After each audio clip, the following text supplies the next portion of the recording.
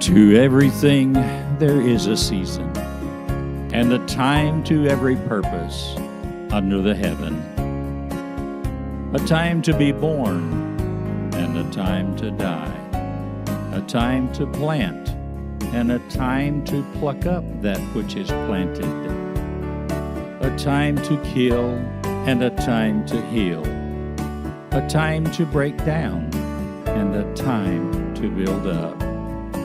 A time to weep, and a time to laugh. A time to mourn, and a time to dance. A time to cast away stones, and a time to gather stones together. A time to embrace, and a time to refrain from embracing. A time to get, and a time to lose. A time to keep, and a time to cast away. A time to rend, and a time to sow. A time to keep silent, and a time to speak. A time to love, and a time to hate. A time of war, and a time of peace. Hello, I'm Joe Roberts, and this is the Mayfield Friday Time. I've been reading from Ecclesiastes chapter 3, verses 1 through 8. Well, we welcome you back again to Mayfield Friday Time. I'm Joe Roberts, your host, and it's good to be back with you again this evening. We have a good program, I believe, lined up for us this evening, and Pastor Bernie Dixon is not able to be with us, so what think ye? Israel and Iran. That's a big subject these days, and it well behooves us to keep our eyes on the Middle East and what all is going on over there, because I guarantee you what is going on over there affects us here as well. And then we have Pastor Dan Curtis on his daily discipleship segment. Is it okay to judge others? Well, that's a good question, and I'm sure you will enjoy that segment of Pastor Dan's program. So, without further ado, we will get right into the program.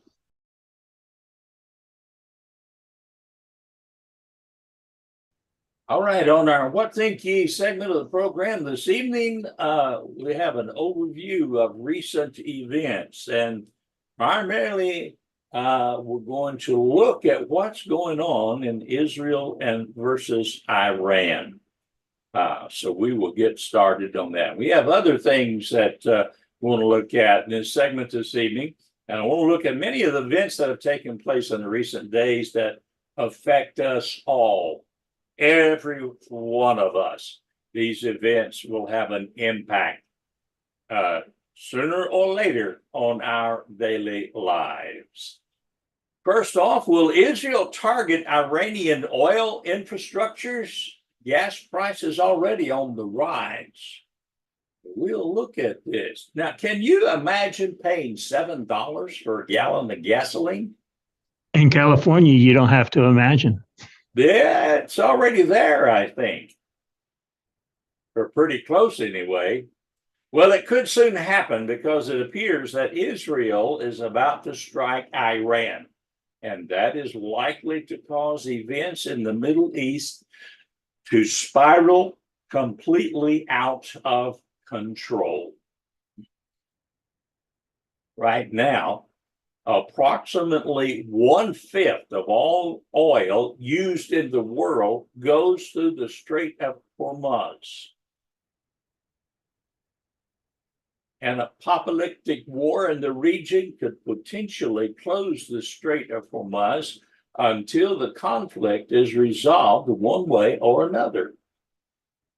In addition, oil infrastructure could be destroyed in Iran and other nations in the Middle East as the fighting rages, and that could substantially reduce global oil production for an extended period of time. Our way of life depends on cheap oil. And so if a major regional war in the Middle East causes the price of oil to go skyrocketing, that is going to deeply affect all of us. You know, John, that Yes, sir. is the author of this article, Michael Snyder, on his economic collapse blog. As of Monday, he says the average gas prices were $3.63. But one expert says that it could hit $5.40 by this summer. So it's going up and up. Then one expert said that if the price of oil reaches $125 a barrel, it could push the U.S. economy into a recession. Yeah. And the thing is, all this was avoidable. Why? Because 4 years ago, we were energy independent. They could have done anything. They could have done anything with the prices they wanted to. Absolutely. And it's so avoidable. And what makes it worse, and I don't know if I'm jumping the boat on you here, but you know that Resident Biden, as I don't call him president, President Biden will not fill the reserves back up. He emptied them to our enemies, but now he says it's too expensive to fill them back up. Right. You think?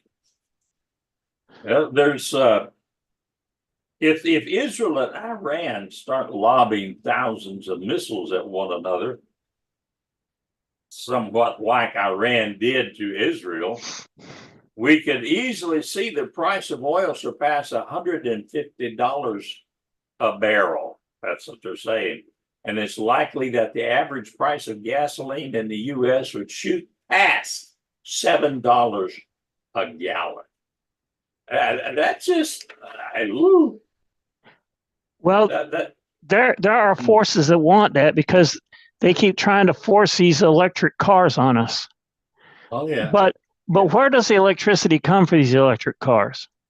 Usually from a plant that uses some type of petroleum. Yes. Oil or gasoline. Now, or diesel fuel, whatever. In FPL down here, Florida Power and Light, they have a huge mass of solar farms, but that is only an assist to petroleum doing everything, which means our electricity is also going to go up. Right. Now, I can tell you the one thing that's not going to go up: our income. Yeah, you got that right. Well, you're retired and you have a retirement income, and I'm the veteran disabled, and my income is limited. I guarantee you. You think we're going to see a raise? I don't know why they call them. I don't know why they call them fixed incomes, because mine seems to be broke. Okay, I take it back. No. My income's not broke. I am. All right. There's a report out: $100,000 income now needed in all 50 states to live the American dream. How much would it cost for the Mexican dream then? Good question. I may be able to afford that one. Yes, maybe so. The middle class in the United States has been steadily shrinking, and the gap between the ultra wealthy and the rest of us has grown to absurd proportions. But it wasn't always this way. Growing up in the growing up in the 1980s, it seemed like almost everyone was middle class. Of course, there were wealthy people and poor people in the 1980s too, but the vast majority of the population was comfortably somewhere in the middle. Sadly, things have changed so much since that time. Today, most of the people that this is Michael Snyder writing again. He said those that he knows are struggling. Well, I think most of the ones that we know, you and I know, John, are struggling as well. The lucky ones are struggling. There's a lot that can't even reach that anymore, unfortunately. That is very true. According to a report that was just released, in all 50 states, it now takes an income of more than $100,000 in order for a family of four to live the American dream. New report from Go Banking Rates used that framework to now analyze how much money a family of two adults and two children would need in each state to own a home, a car, and a pet. The report tallied estimated annual essential expenses for such a family and then doubled that figure. Using that framework, Go Banking Rates found that all 50 states would require more than $100,000 annual income, according to the report, with 38 states needing more than $140,000. Wow. I tell you,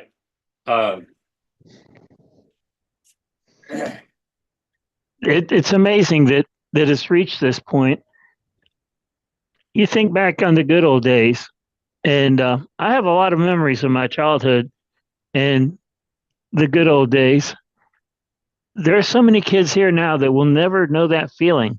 Or worse, if they grow up thinking these are the good old days, we've got some stories to tell them. Isn't it the truth?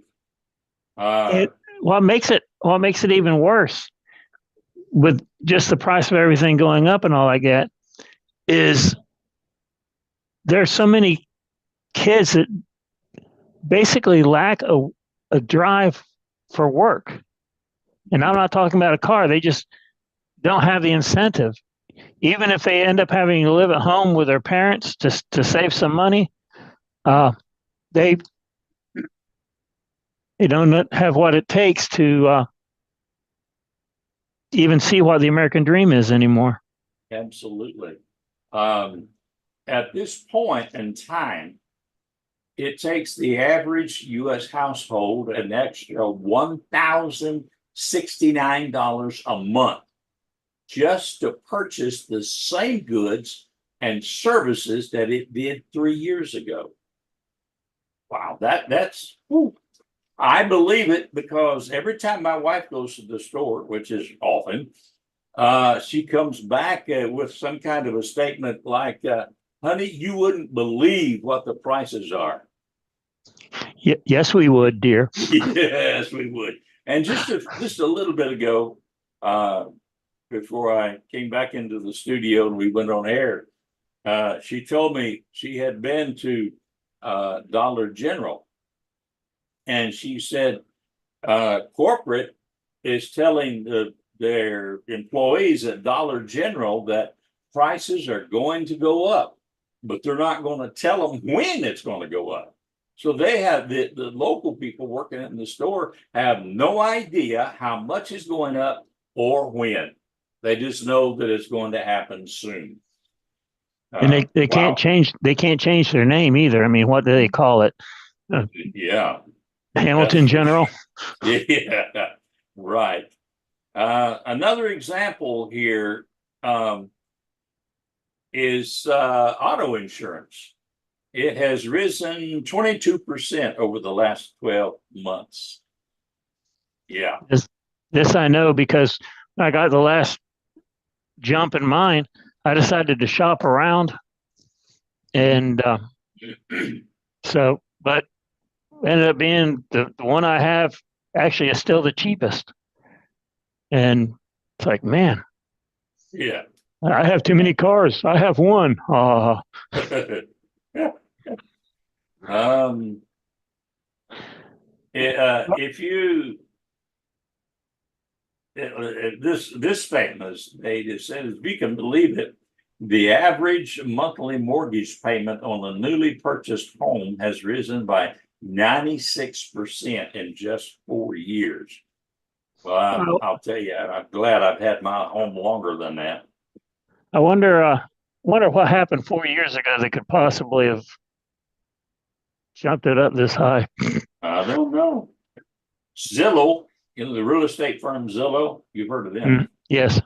Um, they report since January 2020, the monthly mortgage payment on a typical U.S. home has nearly doubled.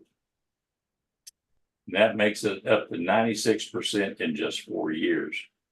They say the typical buyer will now pay an average of $2,200 a month on a 10% payment, meaning that home ownership now costs well above the 30% of median income that was once thought to equate to quote unquote affordable housing costs in America.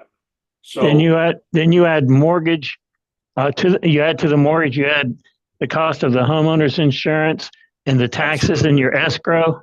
Right. Man, I get hit a chunk. I'm just glad that I have our taxes and insurance figured into my monthly payment, but it's gone up because our taxes have gone up. And usually, because I'm a 100% disabled veteran, I get a break on some of my property taxes. How's But that going?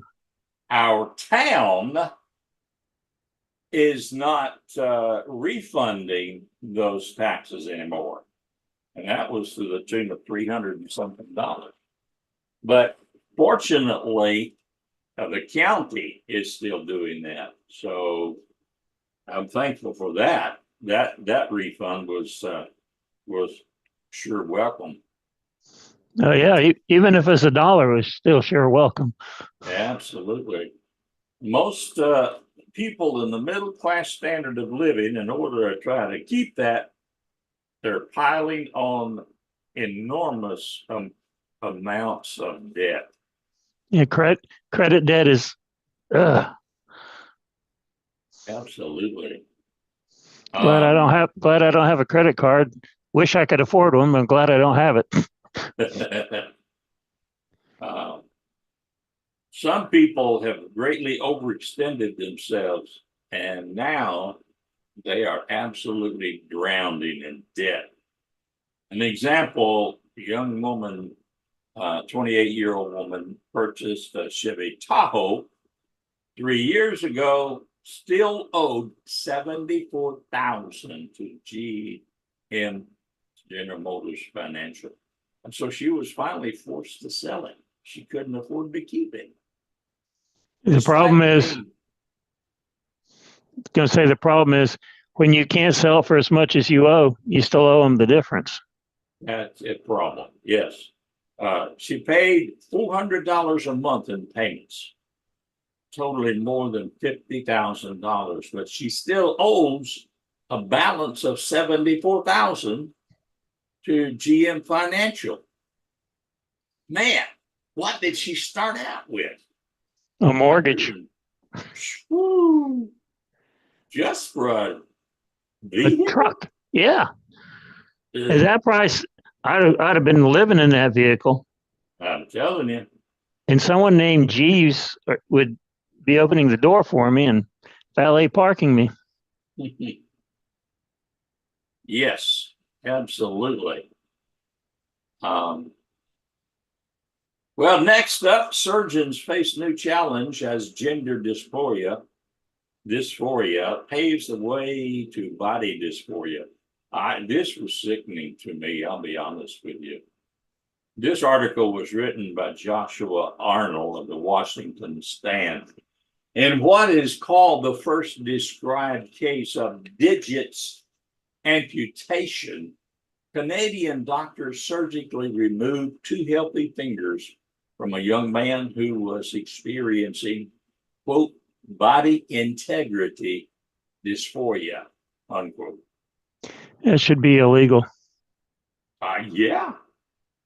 Well, you know, the original Hippocratic oath Yes, no harm. that medical doctors are to swear to says no harm. That's not what the new one says. But that's not, yeah, what the practice is. The sad, bizarre account published in March 27 in the Open Access Journal Clinical Case Reports is linked to surgical interventions for gender dysphoria. This similar yet distinct case underscores the dangers of gender ideology from a slightly different vantage point. One, which circumvents the deceptive veil of civil rights language that conceals the harms of gender transition procedures. This young man, his complaint to doctors was I'm listening. that he said that he experienced nightmares in which his fingers rotted or burned, as well as quote unquote daily intrusive thoughts provoking a distressing feeling that they do not belong to him, unquote. I think the first thing I would have done was had him pee in a cup. Yeah, you think? That'd be where I'd go. He said he couldn't imagine living with those fingers for years. You know, this young fella, I'm sorry to say, he's mentally ill. Oh, he is. There is no ifs, ands, and buts about it. He's mentally ill. The question is, where did those thoughts originate? Was this a little mental disorder from him, or was this something that was egged on by everything going on in society concerning basically the gender dysphoria? Yes. Well, for this young fellow, they did try, the healthcare professionals, they did try to different forms of medication and therapy for about 7 months. They were able to stave it off because they didn't feel like that this was a drastic remedy. Yes. And they didn't want to do that. I mean, give them kudos for that. But according to this case study for the young man, and I quote here, the importance of living in accordance with his perceived body image was a stronger inner motivation, unquote, than concerns about how his amputation would affect his relationships at work or in sports or leisure. In other words, he chose to conform to his inner feelings instead of the outside world. Which two fingers? I'm just curious. Does it say? The fourth and fifth fingers. I would say that was the ring finger and the little finger. How many digits? All of them? Just the two. So just the two tips. Nope. So he's got basically the whole ring finger and the whole little finger. So I'm understanding what this is saying. Okay. I'm just curious. Not that it matters in the long run. All right. This young man chose to conform to his inner feelings instead of the outer world. And this is exactly the same terms that people with gender dysphoria express in their desire to change their bodies to be more like the opposite sex. It's all in the same. Yes. Brainwashing. Yes. And the author of this article says this worldview is so pervasive that many people adopt it without realizing it. That's because they're not given both sides of what is going to happen. No. I can't remember who it was. Actually, I think it was J.K. Rowling, which is something that someone that I can honestly say for a long time I wouldn't agree with anything she said, but I believe it was her who said, "So you feel like a woman? How do you know?" Yeah, I read that. I read that. I did. I thought that was pretty good too.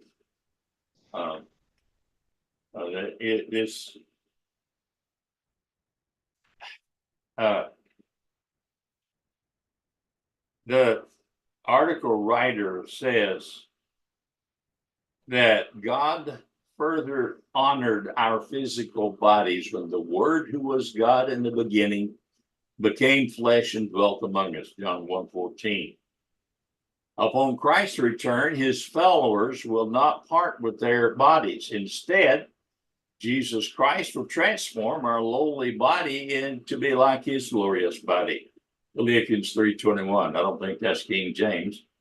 No. So that an imperishable, immortal body, according to 1 Corinthians 15:53, we will dwell with him forever. God says our bodies are good the way he made them, and no one else's judgment can stand against his. And I say amen to that. Amen, definitely.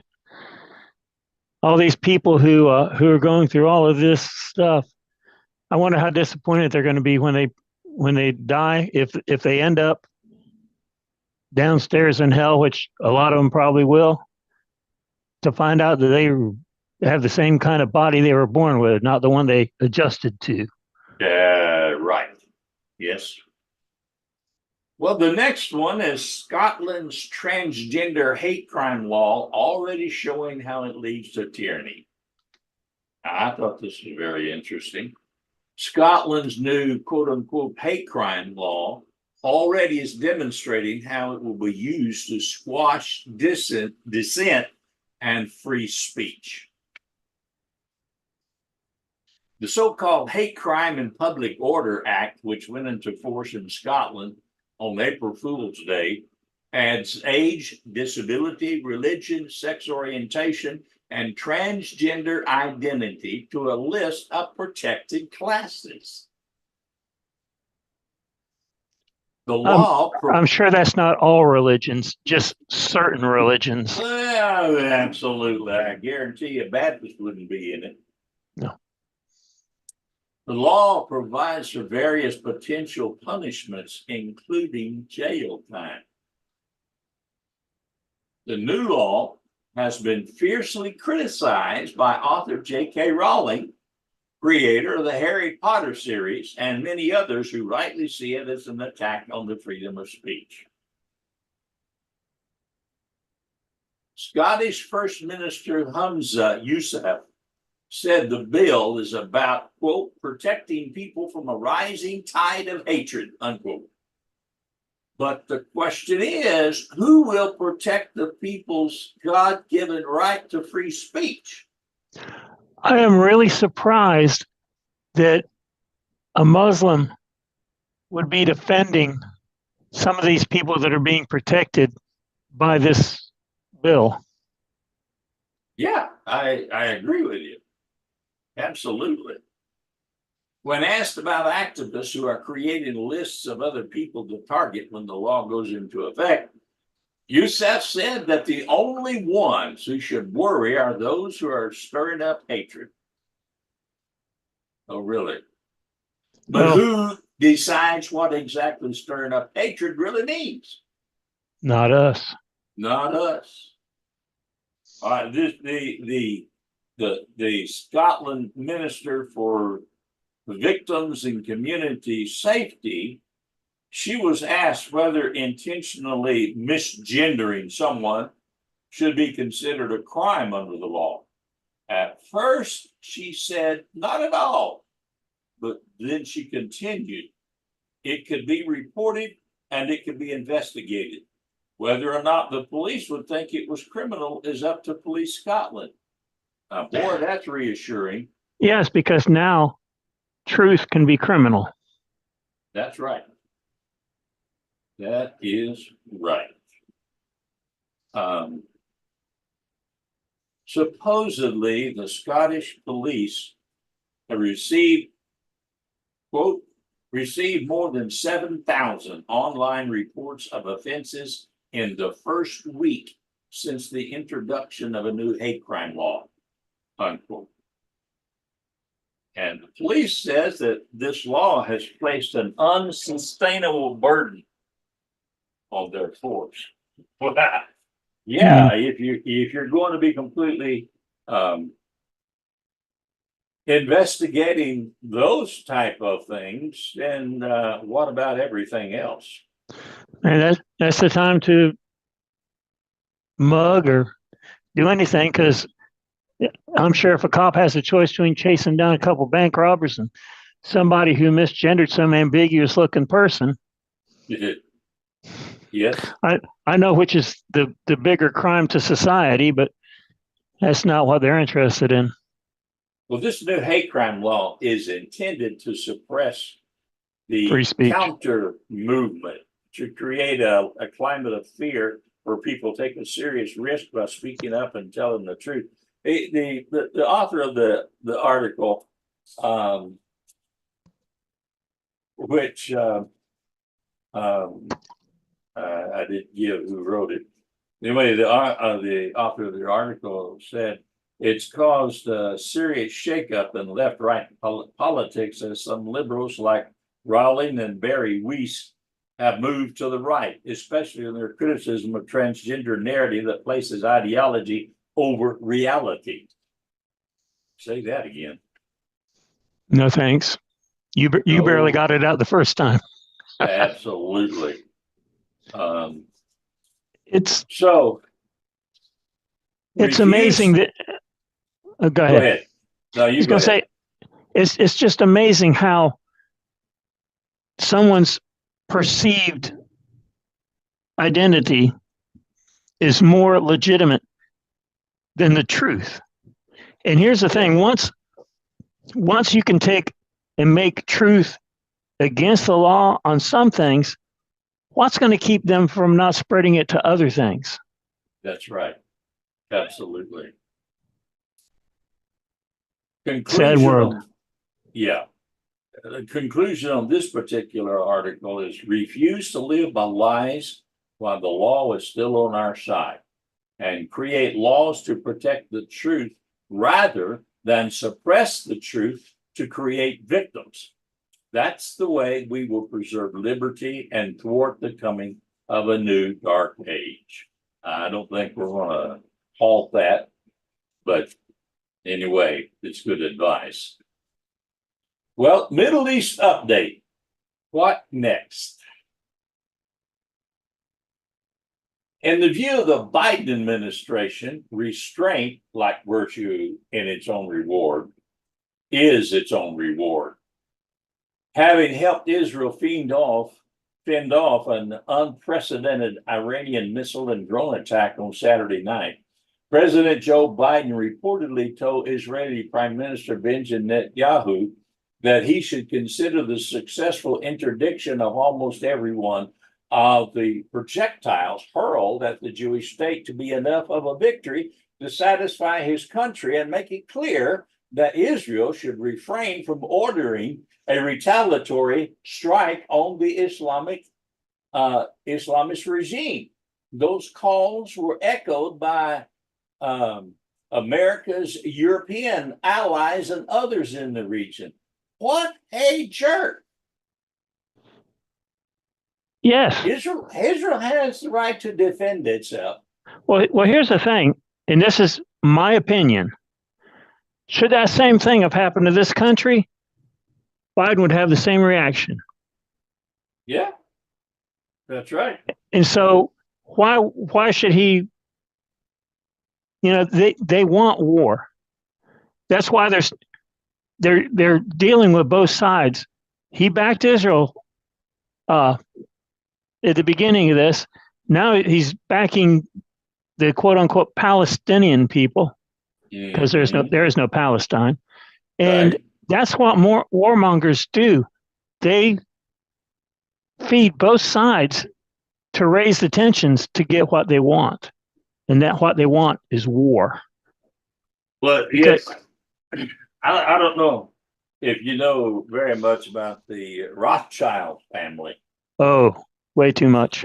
Yeah.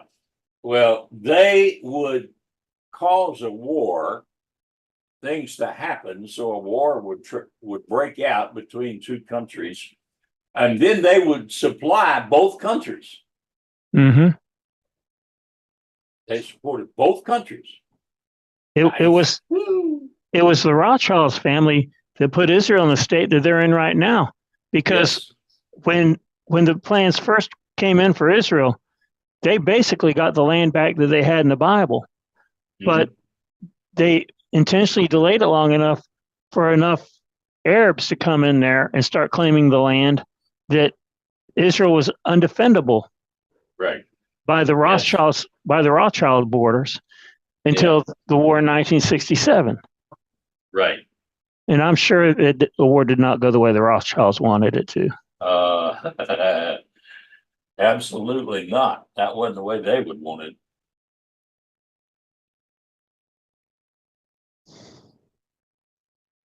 Much like the world's reaction to the atrocities perpetrated by Iran's terrorist proxy, Hamas, in southern Israel on October the 7th, the international community firmly believes that the best thing for Israel to do is exercise restraint.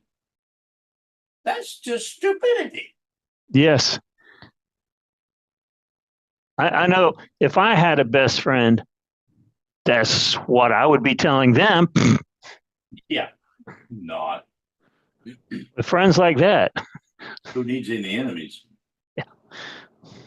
There are reasonable arguments to be made for Israel to think carefully about the kind of response to Iran's decision to escalate the ongoing conflict between the two countries. They're walking a pretty thin line there.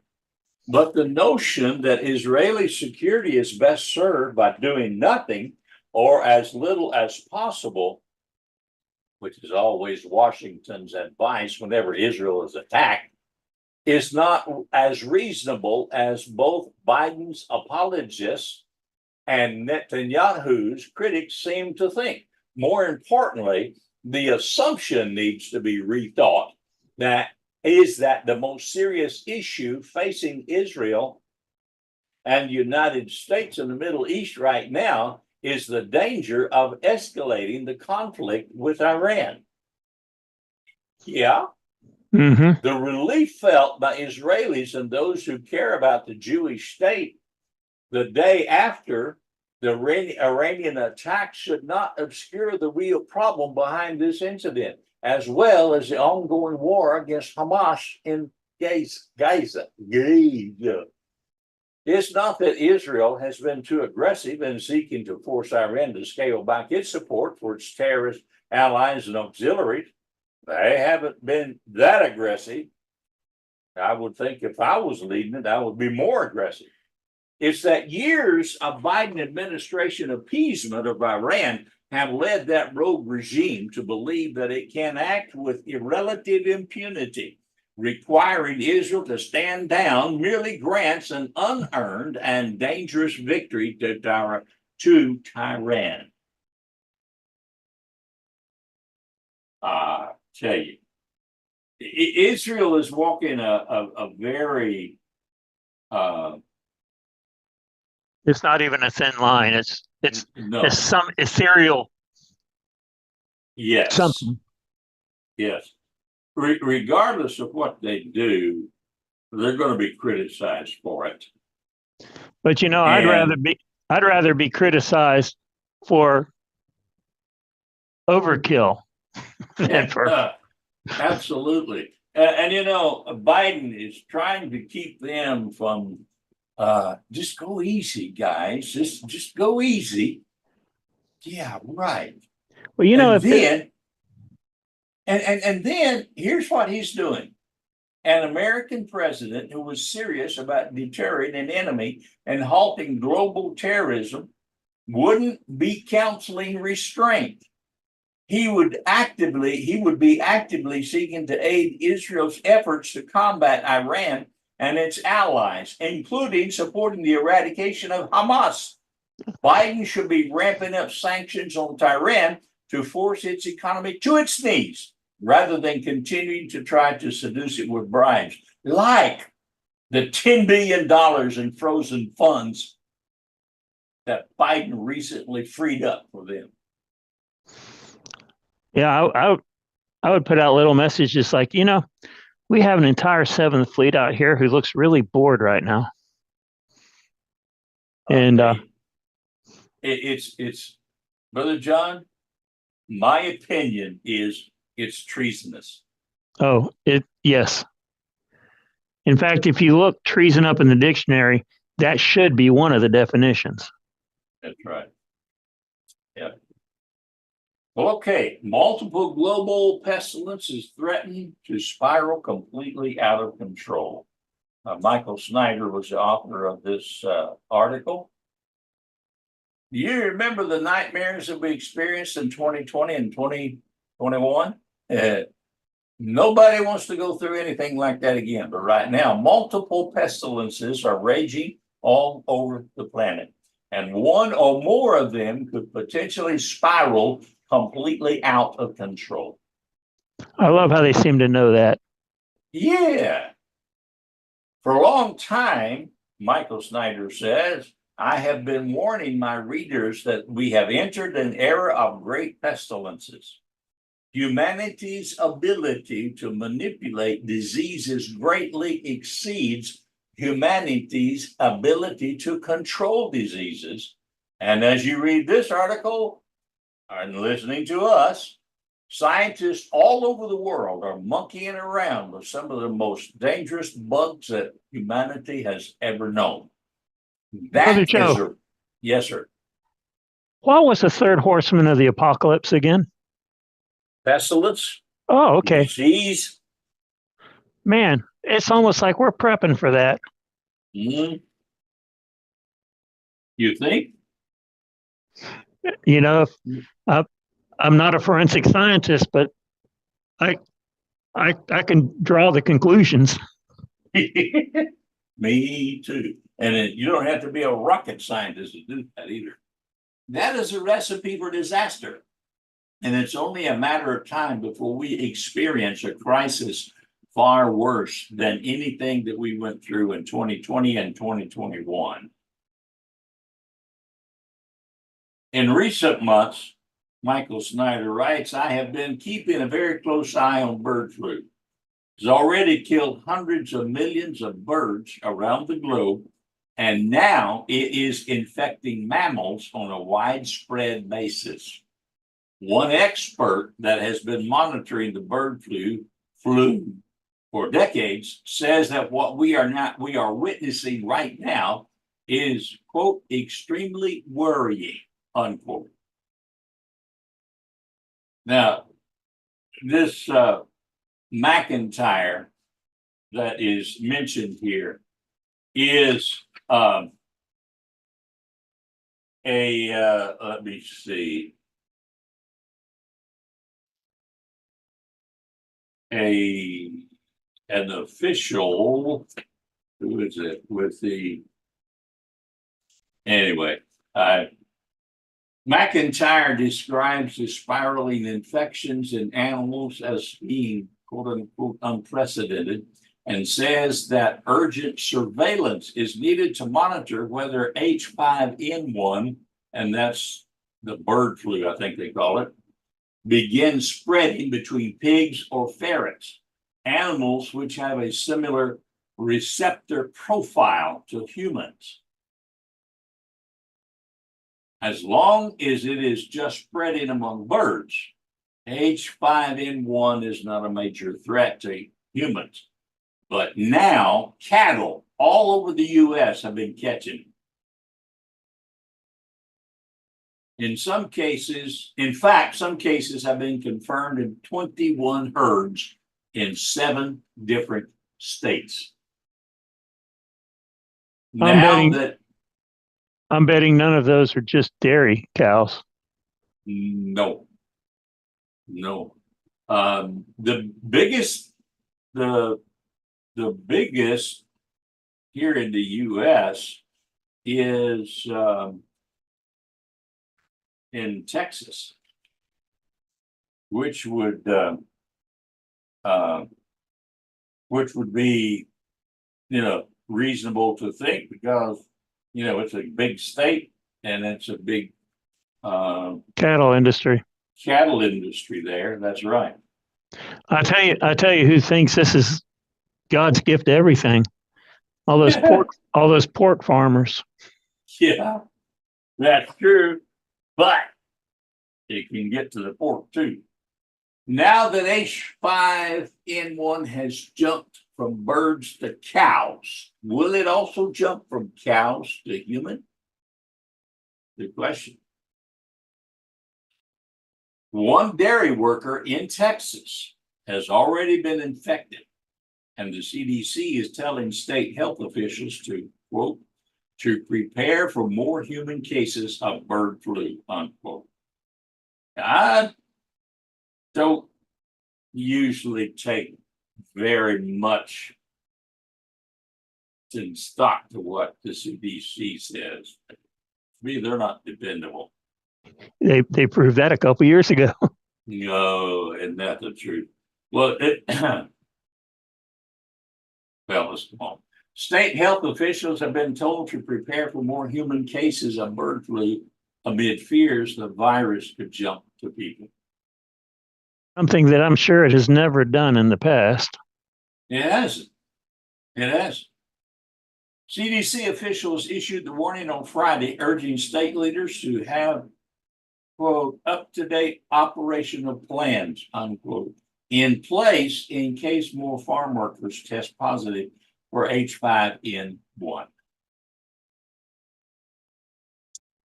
Now, the question is, do they know something that we don't know? They know something they think we don't know. They think we don't know. Exactly. Absolutely. There are some other diseases that has really been carrying out in addition to this bird flu thing. Dengue fever. I don't know whether you've heard of that or not. Yes, sir. When we were in Jamaica, this was a problem down there. Yeah. Throughout that whole belt around the world in that tropics, and tropical and subtropical climates. Angela and I never experienced any of that, but I tell you, there were plenty of people in Jamaica that did. Let's see. It's been reported that there are over 3.5 million cases in Brazil, Paraguay, and Argentina. So far in just 2024. And this is April. Yes. Then the Michael Snyder says we need to keep a close eye on this because H5N1 can have a death rate of over 50% in humans. And you don't think that that's not going to be pushed by these rogue politicians and scientists? And you know what part of the problem is? Again, personal opinion, I blame hand sanitizers for a lot of it, because used to, we got germs all the time and our bodies figured out how to fight those germs. But now you go into Publix or you go to basically any supermarket, and they have a thing of hand sanitizers right there next to the shopping cart, so that you can wipe the cart off to keep germs out. I never do Yes. that. I've never used hand sanitizer except when we are forced to do it at work, because I want my body to build an immunity to everything. There was a study that someone conducted. I don't remember who it was now, but some scientists, they were studying the immune systems of dolphins. And there was one set of dolphins, one group of dolphins, that their water was kept very clean, no trash, Mhm. no nothing in it. And then there was another set of dolphins that there wasn't any attempt made to keep their water clean. And they were, whatever. Yeah. And those The hood. dolphins in the trashy part were in better health and had a higher immune system than the dolphins in the clean. And that bears out just exactly what you have said. Our bodies can build up an immunity to these things, But we have to be exposed to it. but we have to be exposed to it. The dengue fever cases have really been surging in Barbados, Costa Rica, Guadalupe, Guatemala, Martinique, Mexico. These are tropical and subtropical countries. And all this is going on, and the number of drugs are in short supply in the US has reached an all-time record high. And there are currently 323 medicines in short supply nationwide, the most since 2001 when records began. Access to these limited drugs can be the difference between life and death for millions of patients relying on antibiotics, cancer treatments, injectable diabetes medications, and more. And that is bad news. Mm-hmm. Yes, it is. Multiple pestilences are already spreading all over the planet, and more will inevitably erupt during the months and years that are in front of us. Wow. And don't think this is not by design. Yeah, absolutely. We'd like to hear from you. What do you think? We'd like to hear from you and get your opinion on these topics. You can email us at whatthinkye@imbmpodcast.com. That's whatthinkye@imbmpodcast.com.